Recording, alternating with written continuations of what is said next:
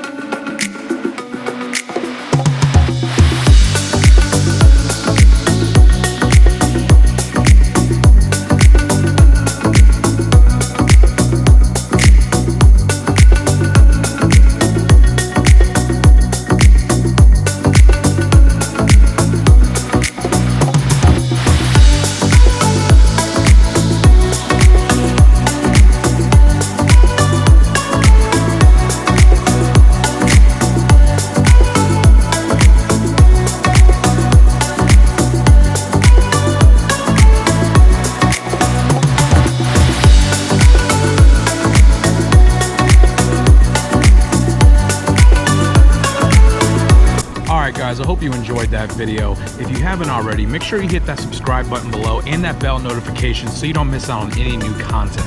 And all the products that I used in this build, I'm going to be linking them down in the description below so you can do this yourself. Until next time.